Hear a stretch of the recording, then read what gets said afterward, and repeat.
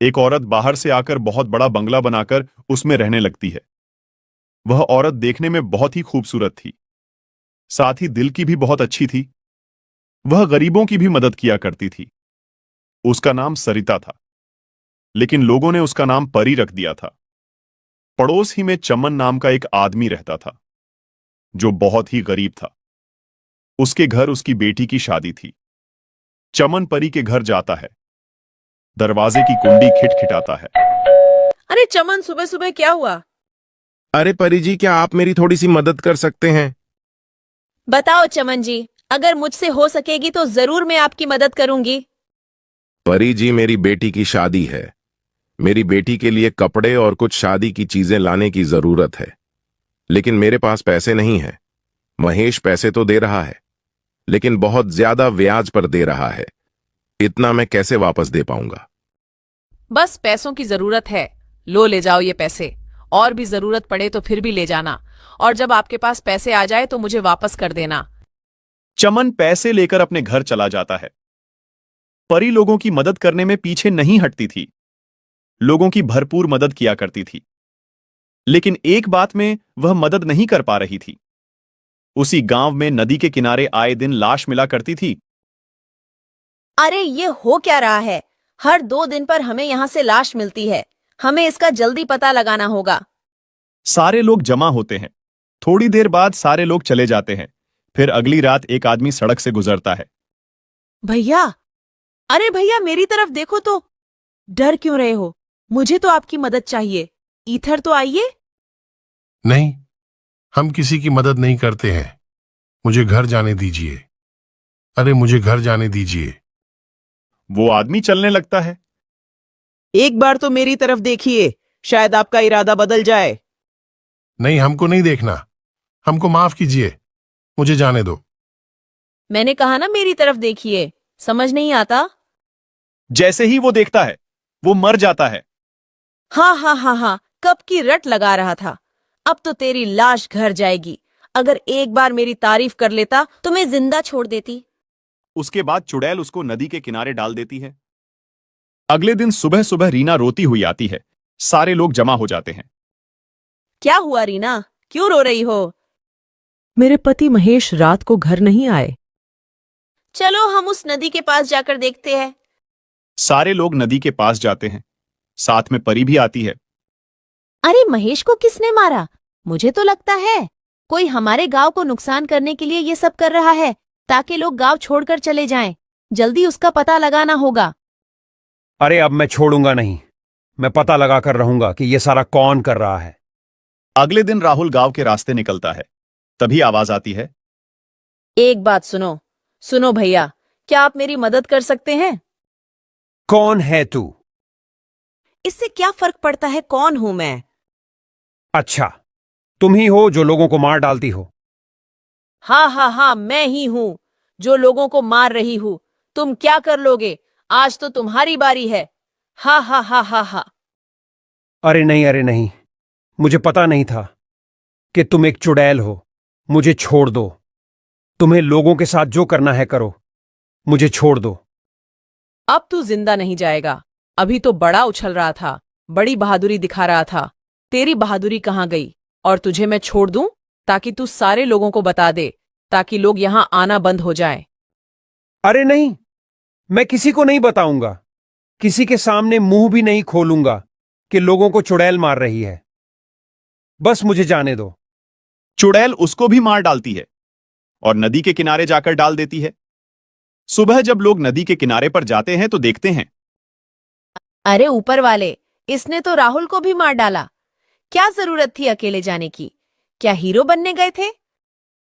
कुछ तो करना होगा। अगर रोज रोज इस तरह चलता रहा तो पूरा गांव खाली हो जाएगा। हमें जल्दी से उसी पर निर्णय लेना होगा। हाँ, मेरी तो राय है कि सारे गांव वालों को जमा किया जाए। उसके बाद सारे गांव वालों को जमा किया जाता है। गांव के सरपंच और मुखिया और बड़े बड़े लोग जमा होते हैं। गांव का सरपंच खड़ा होता है और लोगों से कहता है, हर एक आदमी इस मामले में अपनी अपनी राय दे। हमें क्या करना होगा? सरपंच जी, मेरी राय है कि आज रात सारे लोग पूरे गांव में फैल जावे और नदी के पास भी कुछ लोग चले जाएं। लोगों को कौन मारता है सब पता चल जाएगा। लेकिन सारे लोगों को देखकर वह नहीं आएगा तो हमारा काम नहीं होगा। सरपंच जी मेरी बात सुनो, मैं आज रात को जाऊंगा, मेरे साथ एक आदमी को और भेजो, हम दोनों मिलकर पूरी बात का पता लगाएंगे, फिर हम सुबह आपको बता देंगे। ये बात सही है। दूसरा आदमी कौन तैयार है, जल्दी बोलो। तो एक आदमी खड़ा होता है जिसका नाम प्रकाश होता है। सरपंच जी मैं जाऊंगा। लोग अपने घरों पर चले जाते हैं। जैसे ही रात होती है तो प्रकाश और मोनू दोनों गांव से निकलकर सड़क के करीब जाते हैं। वहां से दोनों अलग अलग हो जाते हैं। जैसे ही प्रकाश थोड़ा आगे जाता है तो आवाज आती है, अरे सुनो, मेरी तरफ एक बार तो देखो। अरे चुड़ैल, तू ही लोगों को मारती है।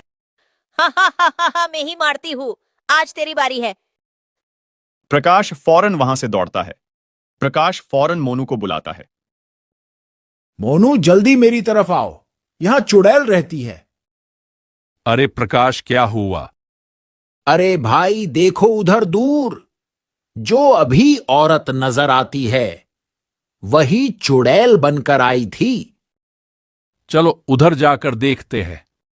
जैसे ही वह दोनों चुपके से देखते हैं तो प्रकाश कहता है, अरे ये तो परी है, परी।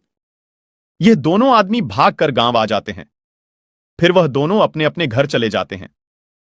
जैसे ही सुबह होती है वह दोनों सरपंच के पास जाते हैं। फिर सारी बात सरपंच को बताते हैं। फिर सरपंच गांव के कई लोगों को लेकर परी के घर जाते हैं।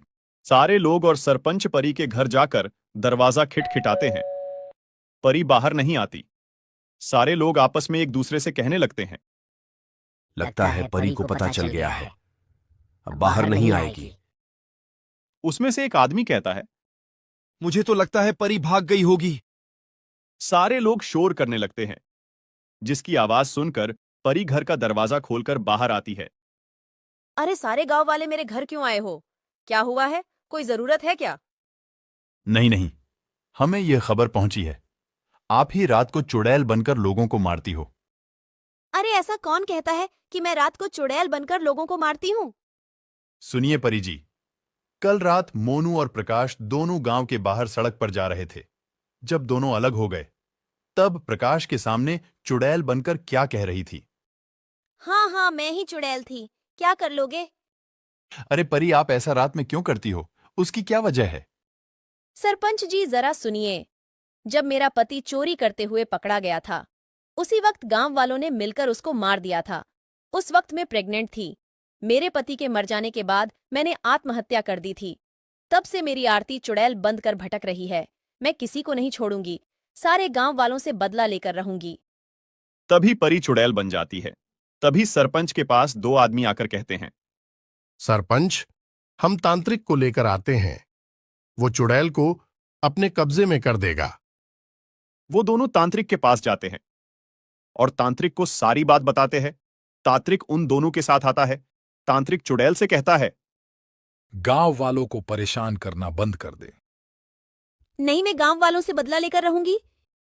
तभी तांत्रिक चुड़ैल को आग लगा देता है। चुड़ैल जल जाती है। सारे गांव वालों को चुड़ैल से छुटकारा मिल जाता है। सारे गांव वाले तांत्रिक का शुक्रिया अदा करते हैं। गांव वाले तांत्रिक को बहुत सारी चीजें गिफ्ट करते हैं। तांत्रिक उन चीजों को लेकर चला जाता है। फिर गांव वाले खुशी खुशी रहने लगते हैं। सरपंच मोनू और प्रकाश को कुछ पैसे दे देता है। उनकी हिम्मत की वजह से पूरे गांव वालों को छुटकारा मिलता है। दोस्तों, इस कहानी से हमें यह सीख मिलती है, कभी भी किसी पर आंख बंद करके भरोसा नहीं करना चाहिए। हमारी